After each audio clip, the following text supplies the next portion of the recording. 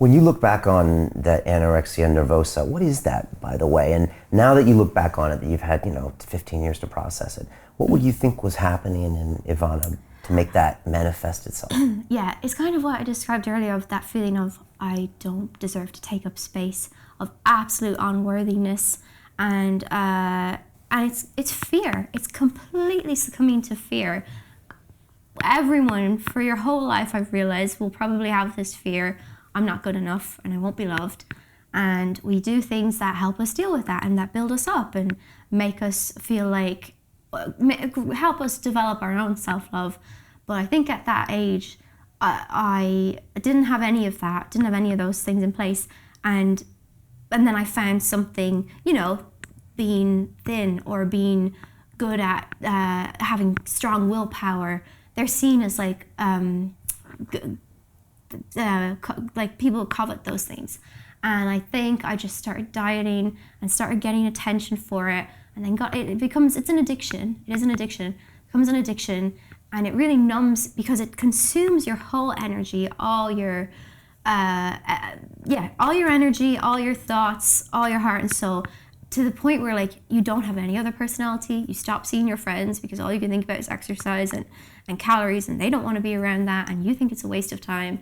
And I stopped developing all my passions. And the thing was, like, everything else felt like a risk. Like, it's a risk to suppose that you could be loved for being a good actor. It's a risk to suppose that you could be loved for being clever or being pretty. Like, there's always somebody who's better at those things. Whereas I think an eating disorder like anorexia felt very, very safe and very reliable. Like, this is something that's not ever going to let me down. This is something I'm good at because I'm addicted to it, because I'm stuck in this cycle, and that I will, that it won't let me down. And but it's completely giving into fear. I think the bravest thing is to be like, oh, maybe I'll be loved for this. Or maybe I'm going to be an actor and that's my passion, and there's probably going to be thousands of other people who are a better actor than me. And it's a risky thing to kind of stake your self-worth on. But it's a lot more brave than saying, I'll be loved for being this. And it's not even love. You get attention for it, and that's all you feel you deserve. Yeah, that's an interesting it's way. Complicated. But at the time they put you in the hospital, I'm guessing the hospital staff couldn't educate you mentally what was going on. Did they give you some tools so you could at least not go back to that somehow? I really don't credit that clinic for helping me recover. They helped me recover physically, but it wasn't a nice place. I more credit my family and my friends.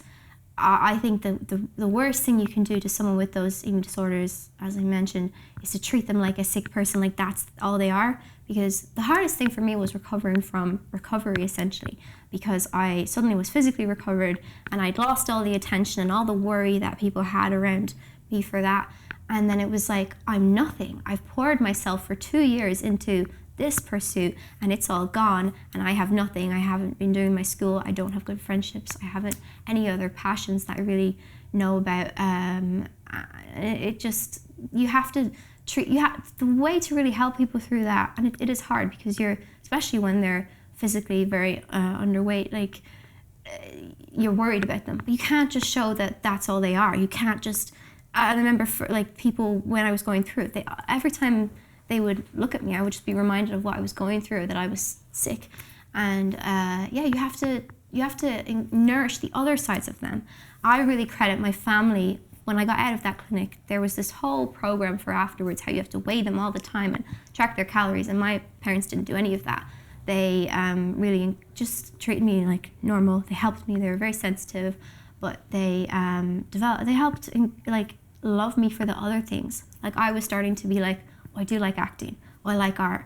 Oh, I like animals. And I was starting to pursue those things more. And the fact that they would see these things and be like, this is great, you're good at this. And that gave me the courage to pursue those and stop depending on an eating disorder for self-worth. Continue watching this fascinating conversation for free by clicking on the link below to visit our website, learn from the best minds in the world, and connect with a community of passionate people building the best versions of themselves. Just click on the link below, and I'll see you on the inside.